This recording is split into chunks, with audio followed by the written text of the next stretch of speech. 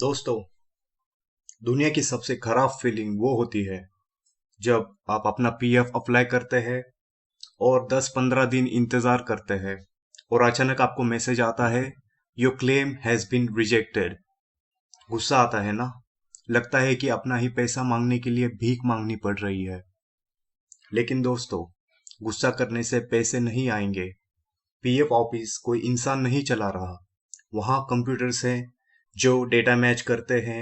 अगर एक स्पेलिंग भी गलत हुई तो क्लेम रिजेक्ट हो जाता है।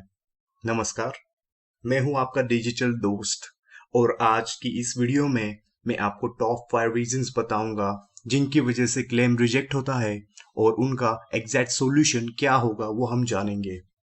अगर आपके स्क्रीन पर detail mismatch, member name mismatch या बैंक केवाईसी का एरर आया है तो ये वीडियो आपके लिए लाइफ सेवर होने वाला है। चलिए शुरू करते हैं। तो सबसे पहले जो रीजन है वो है नेम गेम, जिसका आसानी से हम कह सकते हैं डिटेल्स मिसमैच। सबसे पहले और सबसे कॉमन रीजन ये है कि मेंबर डिटेल्स मिसमैच।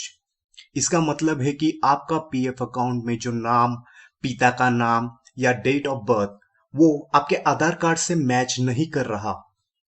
कभी कभी शादी के बाद सरनेम चेंज होता है या कभी स्पेलिंग में कुमार छूट जाता है। इसका सिर्फ एक सॉल्यूशन है। अगर मिस्टेक छोटी है जैसे स्पेलिंग, तो आप मैनेज बेसिक डिटेल्स में जाकर ऑनलाइन करेक्शन रिक्वेस्ट डाल सकते हैं। लेकिन अगर नाम पूरा अलग है तो आपको ज्वाइंट डिक्लेरेशन फॉर्म भरना पड़ेगा। इस फॉर्म को भरिए, अपने एचआर से साइन करवाइए और पीएफ ऑफिस में सबमिट कीजिए। इसके बिना पैसा नहीं निकलेगा ब्रो। रीजन 2 ये है कि बैंक और उसके चेक का इश्यू, जैसे कि वो हिडन मिस्टेक्स होती है। बैंक केवाईसी और चेक क्लैरिटी, बहुत लोग सोचते हैं कि बैंक अकाउंट नंबर सही डाल दिया तो काम हो गया। नहीं, अगर आपने कैंसिल चेक अपलोड किया है और उसके अंदर आपका नाम प्रिंट नहीं है तो क्लेम रिजेक्ट हो जाएगा। दूसरी गलती, आईएफएससी कोड। हाल ही में बहुत सारे बैंक्स मर्ज हुए हैं, जैसे इलाहाबाद बैंक, इंडियन बैंक और बाकी सब बैंक बैन हो चुकी है। अगर आप पुराना आईएफएससी कोड यूज कर रहे हैं तो सिस्टम रिजेक्ट कर देगा। हमेशा वही पासबुक या चेक अपलोड करें जिसपे आपका नाम और आईएफएससी कोड साफ साफ दिख रहा हो। फोटो ब्लरी नहीं होनी चाहिए। Date of exit and service overlap नहीं होना चाहिए। ये गलती टेक्निकल है, ध्यान से सुनिए। सर्विस ओवरलैप, अगर आपने पुरानी कंपनी छोड़ने से पहले ही नई कंपनी में ज्वाइनिंग दिखा दी, कभी कभी पीएफ रिकॉर्ड में डेट्स गलत पड़ जाती है तो सिस्टम कंफ्यूज हो जाता है कि बंदा एक वक्त पे दो जगह कैसे काम कर सकता है, या फिर आपने डेट ऑफ एग्जिट गलत डाल दी है। इसके लिए आप ऑनलाइन कुछ नहीं कर सकते। आपको तुरंत अपनी पुरानी कंपनी के एचआर को मेल लिखना पड़ेगा कि वो ईपीएफओ से पोर्टल पर करेक्शन रिक्वेस्ट डालें। बिना डेट करेक्शन के पैसे ट्रांसफर नहीं होंगे। बहुत लोग गुस्सा करते हैं कि मेरा पीएफ तो आ गया पर पेंशन का पैसा, जैसे कि फॉर्म 10C है, वो रिजेक्ट हो जाता है। यहाँ पर दो रूल्स याद रखिए। अगर आपकी टोटल सर्विस 6 महीने से कम है, यानी कि 6 महीने से कम है, तो आप पेंशन का पैसा विड्रॉ नहीं कर सकते। वो पैसा डूब गया समझिए। जब तक आप नई जॉब ज्वाइन करके सर्विस ऐड ना करें तब तक आपका वो पैसा नहीं निकलेगा ब्रो।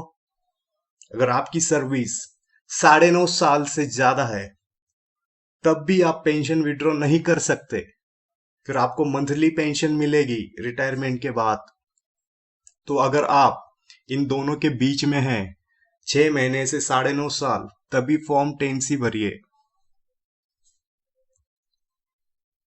और आखिरी एरर जो सबसे दर्दनाक है, सेटल्ड बट रिटर्न्ड।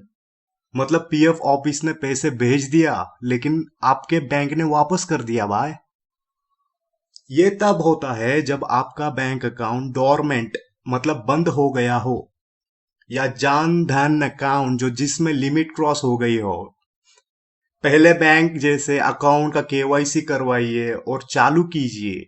उसके बाद ईपीएफओ पोर्टल पर वापस आकर री इश्यू ऑफ रिटर्न अमाउंट का फॉर्म भरना पड़ेगा भाई। तो दोस्तों, ये थे वो 5 रीजन। लेकिन अगर आपको लगता है कि आपकी तरफ से सब कुछ सही है, डॉक्यूमेंट भी सही है, फिर भी पीएफ ऑफिस वाले क्लेम रिजेक्ट कर रहे हैं, तो आपके पास एक ब्रह्मास्त्र है ब्रो। वो क्या है? EPFIGMS पोर्टल, जो लिंक मैं डिस्क्रिप्शन में दे रहा हूं ना इस बार, वो भाई किसको भी नहीं मालूम भाई। ये ईपीएफओ का ऑफिशियल कंप्लेंट पोर्टल है भाई। यहाँ कंप्लेंट डालिए, स्क्रीनशॉट लगाइए। यूजुअली 48 से 72 आवर्स लगते हैं। हाँ, वहाँ के जो सीनियर ऑफिसर का रिप्लाई आता है और फिर प्रॉब्लम जो है वो सॉल्व हो जाती है। मैं उम्मीद करता हूँ कि इस वीडियो से आपको समझ आ गया होगा कि आपका क्लेम क्यों अटकता है। घबराइए मत, स्टेप बाय स्टेप फिक्स कीजिए। पैसा आपका है और आपको ही मिलेगा। अगर आपको जॉइंट डिक्लेरेशन फॉर्म कैसे भरना है उस पर वीडियो चाहिए तो नीचे कमेंट करें JD form. Okay, JD form. Video helpful लगा तो लाइक करें और अपने उन दोस्तों के साथ शेयर करें जो पीएफ ऑफिस के चक्कर काट रहे ले रहा। मिलते हैं अगली वीडियो में। जय हिंद, जय भारत।